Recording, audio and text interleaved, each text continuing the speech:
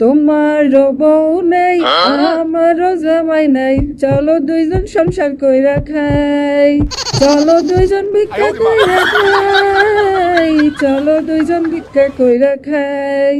ओहो हसीना, मेरे जाने मन हसीना, तुम्हारा मैं दीवाना। তোমারও জামাই নাই আমারও বউ নাই, চলো দুজন ভিক্ষা কইরা খাই, চলো দুজন ছাইয়া ছাইয়া কইরা খাই ও বন্ধু রে, চলো দুজন ভিক্ষা কইরা খাই, চলো দুজন বিয়া কইরা লাই ও বন্ধু রে, চলো দুজন ভিক্ষা কইরা খাই। শোনো মৌদি, মেরি জানেমান, আমি তোমাকে বিয়ে করতে রাজি আছি, কিন্তু আমার তো একটা শর্ত আছে। ও হাসিনা, মেরে জানে মান জানে জিগার। আরে ভাইও, কি বলছো এগুলো? তোমার আবার কি শর্ত? তোমার শর্ত মানতেই আমি এক পায়ে রাজি আছি। শোনো আমার ডার্লিং, তোমার ফারাক্কা বাদ খুইলা দাও, যেন এই বাংলাদেশের মানুষ সেই পানিতে হাবুডুবু খায়। আমাকে দেশ থেকে ঝাঁটিয়ে বের করে এখন ওরা উন্নয়ন উন্নয়ন খেলছে, ওদের উন্নয়ন হাসিয়ে দাও। শোনো জানেমান, তুমি আমার বিয়ের আগে আমাকে এই উপহারটা দাও, এখনই ফারাক্কাবাদ খুলে দাও, আমি সেই আনন্দে আমি তোমার সাথে বিয়ের পেরেতে বসবো। আরে হাসিনা, এটা তো অনেক ভয়ঙ্কর একটা ব্যাপার হবে, কারণ সেই 1900-এর দশকে আমি ওই গেট খুলেছিলাম, তখন একটা ভয়ঙ্কর ব্যাপার হয়েছিল, আর তো ওটা খোলা হয়নি। এখন যদি এই গেট খুলে দেই তাহলে তো পুরো বাংলাদেশ ভেসেই যাবে। তাছাড়া আমি এবার সিটও কম পেয়েছি, আমাকে সংসদ থেকে বের করে দেবে। আরে শোনো, কোনো বিপদ হবে না, আরে আমি তো সেটাই চাই, ওই বাংলাদেশের ক্ষতি আমাকে তাড়িয়ে উন্নয়ন উন্নয়ন খেলা হচ্ছে। তুমি কি আমার এই চাওয়াটা পূরণ করবে না মোদিজান? হাসিনা, মেরে জানেমান, তোমার জন্য তো আমি আমার জানটাও দিয়ে দিতে পারি, আর গেট খুলে দিতে পারবো না, কোনো সমস্যা নেই। আমি এখনই বলে দিচ্ছি, যাতে ফারাক্কার গেট তা এখন খুলে দিতে পারে। ওকে, এখন খুশি আমার জান? হ্যাঁ মোদিজান, আমি আজকে অনেক খুশি। হ্যাঁ যাও, আমি ফোন করছি। এই কে আছিস? ফারাক্কার গেটটা খুলে দে, তাড়াতাড়ি খুলে দে বলছে। আমার জান হাসিনা এটা খুলে দিতে বলেছে, এখনই খুলে দাও। হ্যাঁ ছাত্ররা বেশি লাফাইছিল না, নাও এখন তোমগো বাংলাদেশ ডুববে, এবার মজা টের পাবা, তোমাদের আনন্দ পানির উপরে ভাসবে। আর আমি সেটা দেখব, তোমাদের উন্নয়ন এবার কোথায় যায় আমিও সেটা দেখব, পানির তলে থাকবে উন্নয়ন। আমার তো চিনতে ভুল করছো, আমি যে কার মেয়ে সেটা তোমরা জানো না, ওইটা ছিল আমার বাবার দেশ, আর আমার বাবার দেশ থেকে আমাকেই তাড়িয়েছো, আমার শ্বশুর বাড়ি পাঠিয়ে দিয়েছো। এতদিন যাবৎ আমি আমার বাবার দেশে রাজ করেছি, এখন সেই রাজ ছেড়ে আমাকে ভারত পাঠানো? হ্যাঁ, আমার স্বামীকেও তোমরা চিনো না, আমার স্বামী হচ্ছে মোদিজান। আচ্ছা হাসিনা, এই কথা বাদ দাও, এখন আমরা দুজন গান গাই, চলো। মুরব্বি মুরব্বি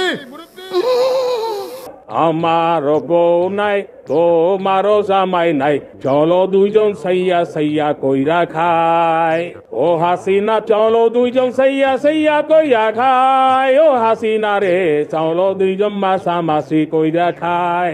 তোমারও বউ নাই আমারও জামাই নাই, চলো দুইজন সংসার কইরা খাই, চলো দুইজন ভিক্ষা কইরা খাই, চলো দুইজন ভিক্ষা কইরা খাই।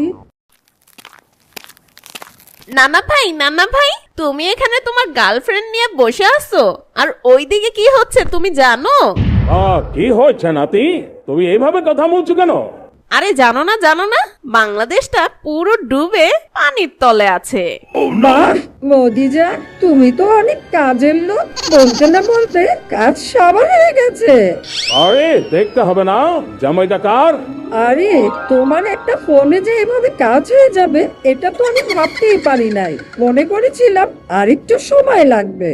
আরে না, আমার দুষ্টু কোকিলের জন্য আমি সব কিছু করতে পারি।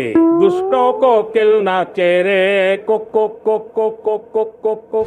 আরে হাসিনা, তুমি চাইলেই আমি আকাশের চাঁদটাও এনে দিতে পারি। বাংলাদেশ তো সেখানে দুধ পাক, বুঝছো? সবসময় তো আমরা বাংলাদেশকে চুষে খাই। এর জন্যই তো পৃথিবীতে এত মানুষ থাকতে আমি তোমাকে পছন্দ করেছি। তুমি আমার চেয়ে 1 ডিগ্রি উপরে আছো। আরে দুষ্ট কোকিল, সেটা তো আমি জানি। তুমি তো আমার মতনই, তোমার আমার কত মিল। আমি যেভাবে মানুষদের কষ্ট দেই, তুমি সেভাবে মানুষদের কষ্ট দাও। তোমার আমার এত মিল কেন? হয়তো আমরা দুইজনই শৈলতা, এই জন্য আমাদের এত মিল। আরে চুপ হয়ে গেলে কেন? কি হয়েছে?